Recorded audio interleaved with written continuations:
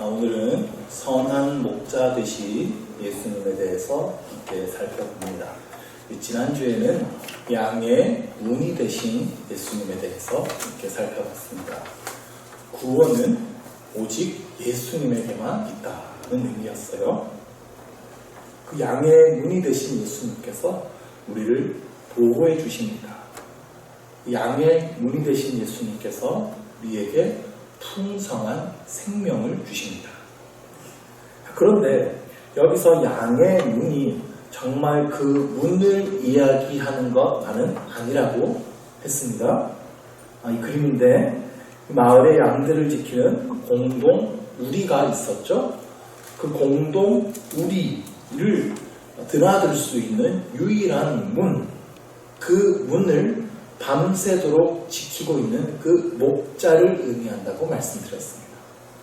그 목자가 바로 예수님인데요.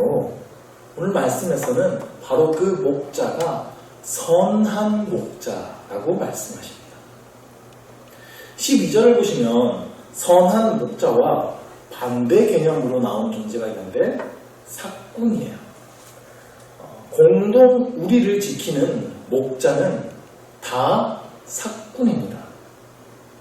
그러니까 그 우리에 그 마을 사람들이 자기의 양들을 다 넣어놓는데 그 사람들이 십시일반 돈을 거두어서 목자를 고용해서 그에게 삭을 줍니다. 그러니까 이 목자는, 이 양의 문을 지키는 목자는 그 양들의 주인이 아니라 고용된 목자예요. 그러니까 삭군이죠.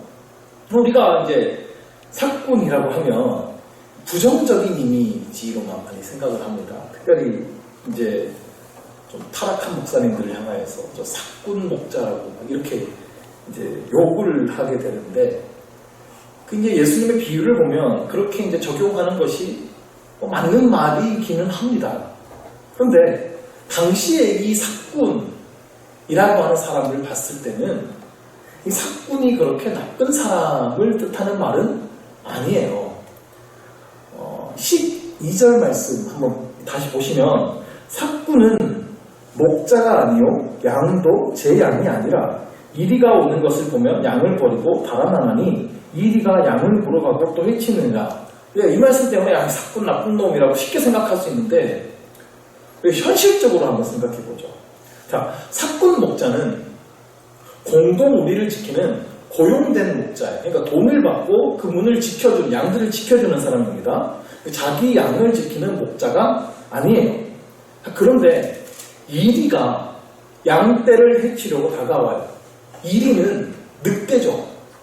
늑대를 이리라고 하는데 육식동물입니다. 생각보다 크기가 굉장히 큽니다. 몸 길이가 거의 사람 길이만 합니다. 그리고 뛰면 시속 70km까지 뛸 수 있다고 합니다. 거의 자동차 속도예요. 그리고 대략 이 늑대는 공동생활을 합니다. 그래서 한 3마리, 적어도 3마리, 많으면 10마리까지 이렇게 무리지어서 다닙니다. 그러니까 이 늑대 무리가 양을 잡아먹겠다고 다가오면 목자 한 사람의 힘으로는 이 이리떼를 이기기가 힘듭니다. 여러분이 양을 지키는 목자라고 생각해 보세요. 이 10마리 이리떼가 다가오는데 괜찮으시겠어요? 목숨을 걸고 양 지킬 수 있으시겠습니까? 그래도 양 지켜야 된다고? 이거 쉽게 얘기할 수 있는 문제가 아니에요. 이거는 목숨이 걸린 일이에요. 그래서 당시 관례를 보면 그렇게 정해놨다고 그래요. 목자가 양을 지키다가 만약에 일이 한 마리가 나타났다. 그러면 그거는 책임지고 방어를 해야 돼요. 그래도 목자인데 한 마리 정도는 그래도 방망이 들고 쫓아내고 이길 수 있어야 돼요. 그런데 3마리 이상의 늑대가 나타나면 도망가도 되게끔 되어 있어요. 그렇게 해서 양을 잃어버려도 이 목자에게 손해배상을 하지 못하도록 되어 있습니다. 왜냐하면 사람의 생명이 소중합니까? 양이 중요합니까? 어려우세요? 당연히 사람의 생명이 더 중요하잖아요. 어떻게 목자한테 당신 우리가 돈 주고 고용했으니까 목숨 걸고 네가 죽더라도, 네가 대신 죽더라도 양을 지켜내라 이렇게 말할 수 있습니까? 이거 그럴 수 없는 거예요. 그러니까 양이 좀 죽더라도 목자가 도망가야죠. 사람의 생명이 더 중요합니다. 근데 11절 말씀을 보십시오. 나는 선한 목자라. 선한 목자는 양들을 위하여 목숨을 버리거니와. 이 말씀 쉽게 생각할 거 아닙니다. 예수님은 선한 목자라는 겁니다. 양들을 위해서 목숨을 버릴 수 있는 선한 목자입니다. 이거요, 세상 사람들 보기에는 아주 미련한 일입니다. 양 키우면서 아무리 사명감이 투철하고 양들을 사랑한다 해도 양 살리겠다고 사람이 목숨을 버립니까? 그렇잖아요. 양 100마리, 1000마리일지라도 사람 한 사람의 생명이 더 소중하죠. 왜 양을 위해 목숨을 버립니까? 양이 아무리 귀중해도 양이야 다시 사면 그만이죠. 사람은 일단 살고 봐야 될 것 아닙니까? 지난주에도 말씀드렸지만 양은 자기를 보호할 수단이 전혀 없는 존재입니다. 시력이 좋지 않습니다. 그래서 자기의 코 앞밖에 보지 못합니다. 그래서 겁이 많아요, 기본적으로. 청력이 좋아서 조그만 소리에도 깜짝깜짝 놀랍니다. 놀래면 냅다 뜁니다. 근데 앞에 있는 양이 뛰면은 그 뒤에 있는 양도 놀래가지고 같이 뜁니다. 그래서 우르르 뛰어가요. 그런데 앞이 안 보이니까 그 앞에 뭐 낭떠러지가 있는지 가시덤불이가 있는지 뭐가 있는지도 모르고 그냥 다 뛰다가 다 같이 몰살당하는 게 양이에요. 그렇게 미련하고 고집스럽고 우리랑 똑같아요. 우리는 다 양 같아서 그릇 행하여 각기 제 길로 갔거늘, 이 말씀이 그냥 나온 말씀이 아니에요. 양의 특징이 그래요. 우리의 특징도 그렇다는 거예요. 요즘에 집에서 강아지, 고양이 키우시는 분들 굉장히 많습니다. 반려견, 반려묘라고 하죠. 어떤 분들은 거의 뭐 자식처럼 생각하면서 예뻐하면서 귀하게 키우는데요. 자, 아무리 예뻐도 그 반려견, 반려묘를 위해서 목숨을 버리는 주인이 있습니까? 그 동물의 목숨이 그렇게 중요합니까? 사람의 목숨이 더 중요합니까? 질문 자체가 말이 안 되죠. 아무리 그 동물을 사랑해도 그 동물을 위해 목숨을 버릴 사람은 없습니다. 그런데 이놈의 양은 그렇게 예쁜 짓을 하는 것도 아니에요. 말도 안 듣고 제멋대로 해요. 자기 마음대로 막 달려가다가 이리떼한테 잡혀 먹히게 생겼어요. 그런 양을 목숨 걸고 구해줘야 됩니까? 냅둬야 됩니까? 그런데 이 선한 목자이신 예수님은 목숨을 버리신다는 거예요.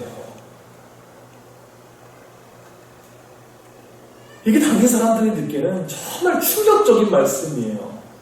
우리도 좀 충격을 받아야 되는데 우리가 너무 당연하게 생각해요. 인간의 목숨과 양의 목숨의 그 가치의 차이, 사람과 짐승의 그 차이보다 하나님과 우리 인간의 차이가 훨씬 크지 않습니까? 그런데 그 양 같은 우리를 구하시기 위해서 하나님이 생명을 버리셨다는 거예요. 아무도 안 놀라셔서 제가 놀라고 있습니다. 자, 당시에도요, 사실, 양을 지키기 위해서 정말 목숨을 거는 그런 선한 목자, 용감한 목자들도 있었어요. 대표적으로, 다윗이요. 다윗이 그 골리앗에게 화가 나서 이 골리앗과 싸우게 해달라고 사울왕에게 요청할 때, 그가 자신이 아버지의 양떼를 지키면서 겪었던 일을 이야기하는 장면이 있습니다. 사무엘상 17장 말씀인데, 다윗이 사울에게 말하되 주의 종이 아버지의 양을 지킬 때에 사자나 곰이 와서 양떼에서 새끼를 물어가면 내가 따라가서 그것을 치고 그 입에서 새끼를 건져내었고 그것이 일어나 나를 해하고자 하면 내가 그 수염을 잡고 그것을 쳐 죽였나이다. 이 고백이 다윗이 10대일 때 고백이에요. 이건 좀 놀라셔야 돼요. 예, 10대가 양치면서 사자나 곰이 올 때에 사자나 곰하고 싸워서 이겼대요. 여러분 상상해 보십시오. 지금 상대가 지금 늑대에서 업그레이드 됐어요. 사자하고 곰입니다. 여러분 동물원에 가셔서 와 사자다 곰이다 하고 보시잖아요. 근데 그 곰 사자를 야생에서 만난다고 생각해 보십시오. 그 생각만 해도 소름 끼치지 않겠어요? 이거는 진짜 걸음만 나살려라 하고 그냥 보자마자 도망가야 돼요. 아니면 막 너무너무 무서워가지고 그 자리에서 막 얼어붙을지도 모릅니다. 그런데 이 10대의 다윗이 지금 자기가 보호하고 있는 이 양떼를 너무 소중하게 생각하는 거예요. 처음에는 사자나 곰한테 무력하게 양을 빼앗겼을 거예요. 근데 너무 그게 분하고 속상한 거예요. 내가 어떻게 하면 이 사자 곰한테서 양을 지킬 수 있을까? 이런 기특한 생각을 합니다. 그래서 사자와 곰을 내가 이길 수 있는 방법을 궁리하는 거죠. 근데 아무리 장사라도 이 직접 싸워서 이길 방법은 없지 않습니까? 그러니까 돌팔매질을 연습하는 거예요. 이 돌팔매가요, 당시 아이들 장난감이 아닙니다. 고대 그리스 로마에는요, 돌팔매 전문 부대가 있었습니다. 이게 전쟁 무기예요.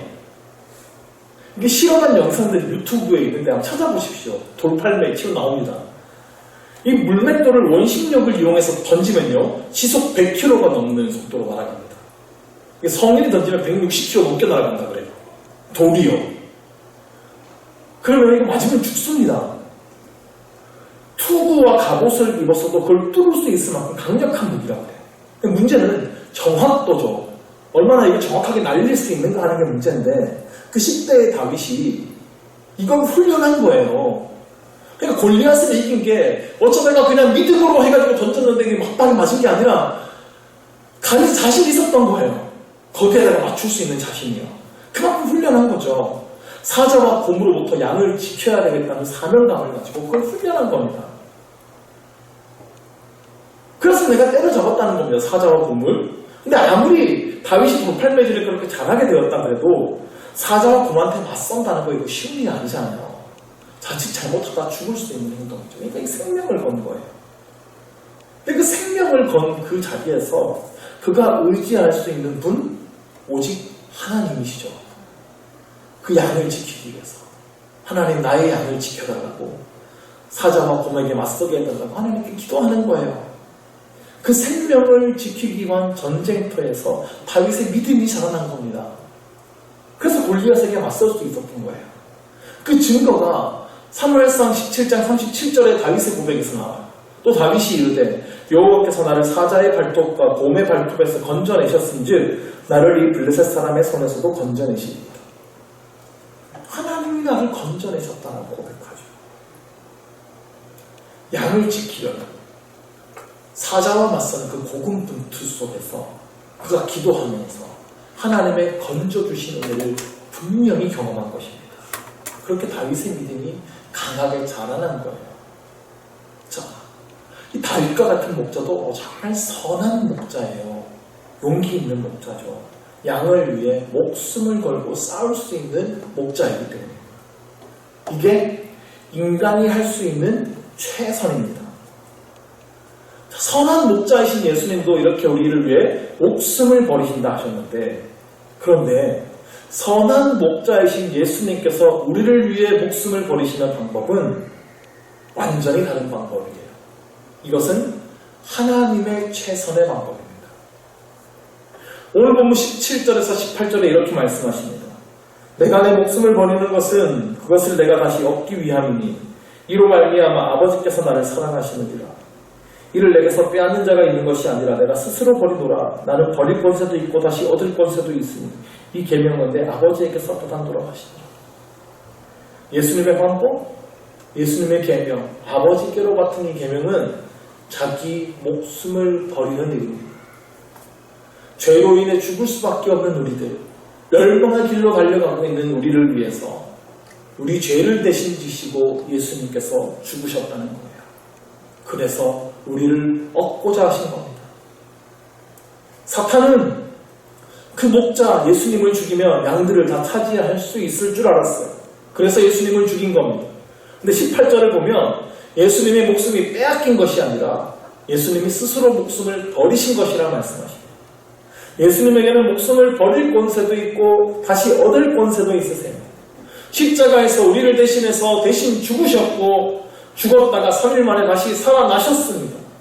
그렇게 우리를 죄와 사탄으로부터 완전히 건져내신 것입니다. 이 일을 위해 예수님께서 오셨다는 거예요. 양과 같은 나를 살리시기 위해서, 말도 안 듣고 제멋대로 행동하고 고집만 부리는 그 나를 위해서, 배고프면 칭얼거리고 목마르면 신경질이 낼 줄 알지, 주인을 위해서 그것도 할 줄 모르는 그런 나를 위해서 하나님께서 직접 목숨을 버리셨다는 사실. 이 있을 수도 없고 말도 안 되는 이 사건이 예수 그리스도의 십자가에서 벌어졌다는 것을 믿으시기 바랍니다.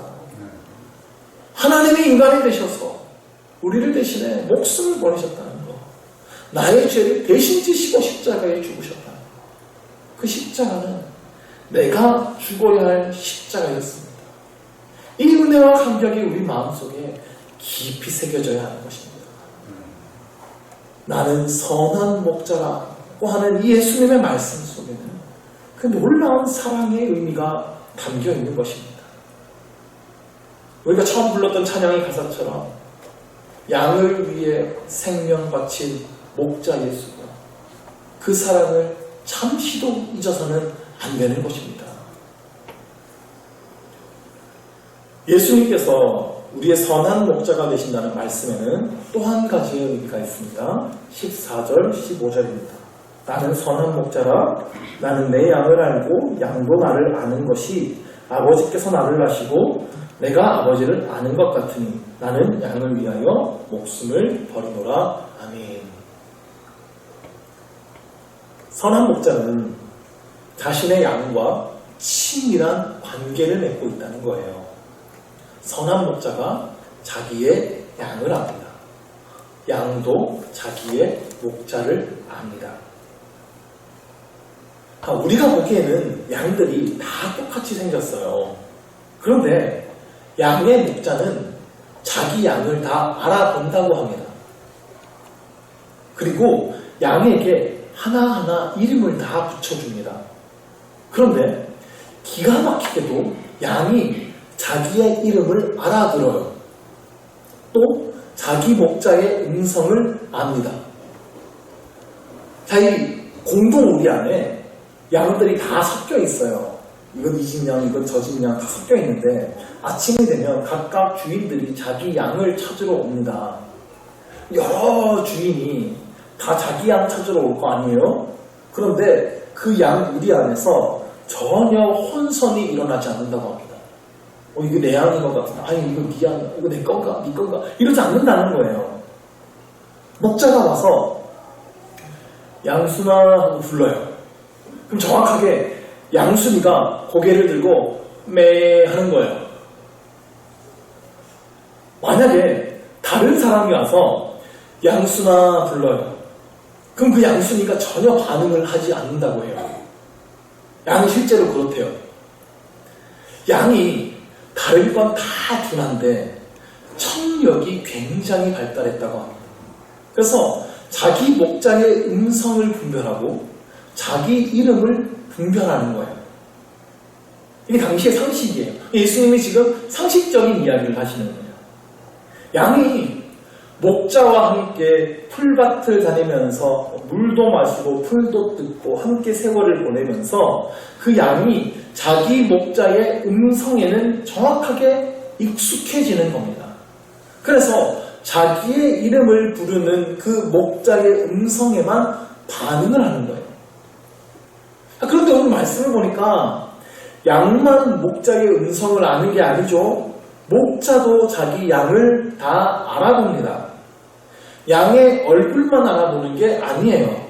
선한 목자는 자기 양의 특징이 어떤지, 이 양의 성격이 어떤지, 이 양은 이럴 때 어떻게 행동하고 이 양은 어디가 아픈 데가 있는지 그 양의 세세한 부분에 대해서 다 자세히 알고 그에 맞게 돌보아 준다는 거예요. 그게 선한 목자예요. 그래서 양이 목자를 아는 것보다 목자가 양을 훨씬 더 자세하게 알고 있는 겁니다. 15절을 보시면 아버지께서 나를 아시고 내가 아버지를 아는 것 같으니 라고 하셨어요. 아버지는 하나님, 나는 예수님이에요. 하나님께서 예수님을 아세요. 예수님도 하나님을 아세요. 여기서 안다는 것은 지식적으로 아는 게 아니라 관계예요. 그만큼 서로를 깊이 이해하고 안다는 거예요. 그러니까 하나님과 예수님의 친밀한 관계를 나타내는 말인데, 그렇게 하나님과 예수님의 친밀한 관계 속으로 우리를 초대하신다는 거예요. 그러한 친밀한 관계, 그 정도의 친밀한 관계로 우리를 부르신다는 겁니다. 예수님은 우리에 대해서 세세하게 잘 아십니다. 예수님은 여러분 한 사람 한 사람에 대해서 너무 자세히 잘 아십니다. 내가 나 자신을 아는 것보다 예수님께서 나를 더 잘 아신다는 것을 믿으십시오. 자, 그러면 문제는 이제 내가 예수님의 음성을 알아듣는 것이죠. 예수님은 우리에게 끊임없이 말씀하십니다. 지금도 말씀하고 계십니다. 성경 말씀을 통해 말씀하십니다. 그러므로 우리는 그 무엇보다 하나님의 말씀에 집중해야 되는 거예요. 그분의 양이니까요. 하나님의 말씀에 더 귀를 기울여야 되는 겁니다.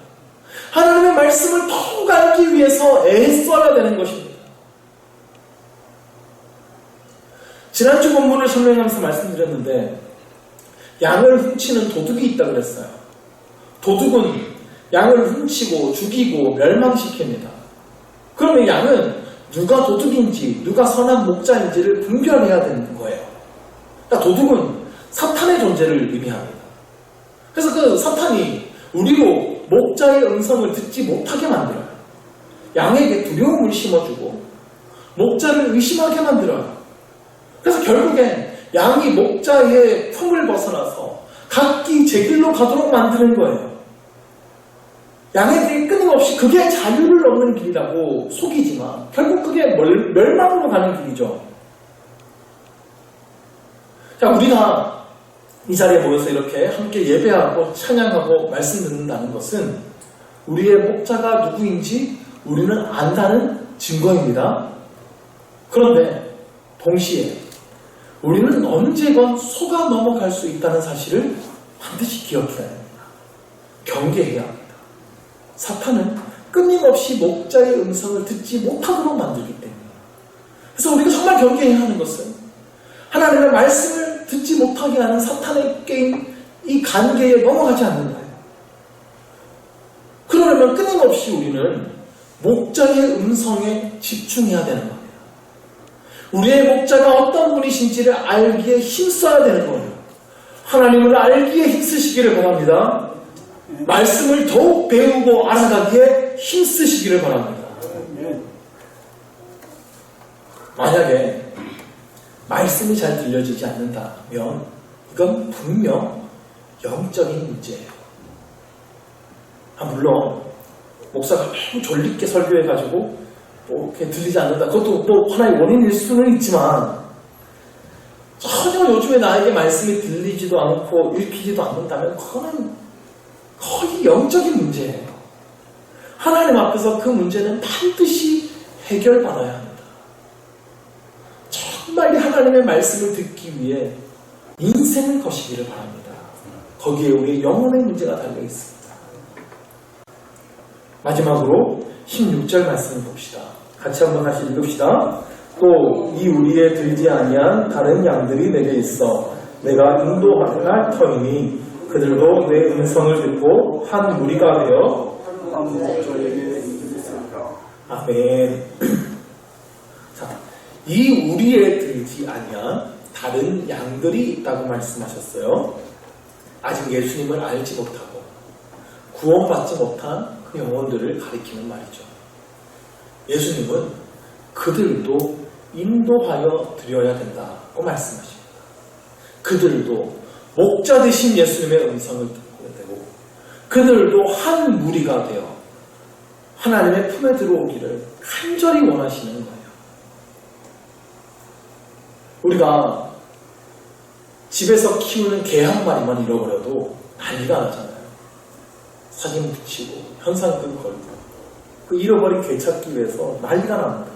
그런데 이 땅에 아직도 이 우리에 들어오지 못한 잃어버린 영혼들이 수없이 많습니다. 예수님은 그 잃어버린 영혼들을 위해서 목숨을 버리셨다는 거예요. 그들도 예수님께 돌아와 한 무리가 되기를 간절히 원하시는 겁니다. 그래서 부활하신 예수님께서는 베드로에게 찾아가서 물으셨죠. 네가 나를 사랑하느냐 하시면서 내 어린 양을 치라. 내 양을 먹이라. 내 양을 치라. 이 과업은 단지 그 베드로에게만 주신 것이 아니라 그 같은 예수님의 사랑을 받고 그리스도 안에서 한 몸을 이룬 우리 교회, 바로 우리에게도 주신 인생의 과업인 것입니다. 잃어버린 양 한 마리를 찾기 위해서 험산 줄령을 헤매는 그 목자의 심정, 예수님의 애타는 심정을 가지고 세상으로 나아갈 수 있기를 바랍니다. 그 잃어버린 양에게 우리의 선한 목자가 누구인지를 알려주고 함께 이 무리에 들어와 한 무리를 이루고 주님의 품 안에 함께 거하는 그날을 꿈꾸시기를 바랍니다. 그 일을 위해 헌신하시기를 주의 이름으로 축원합니다.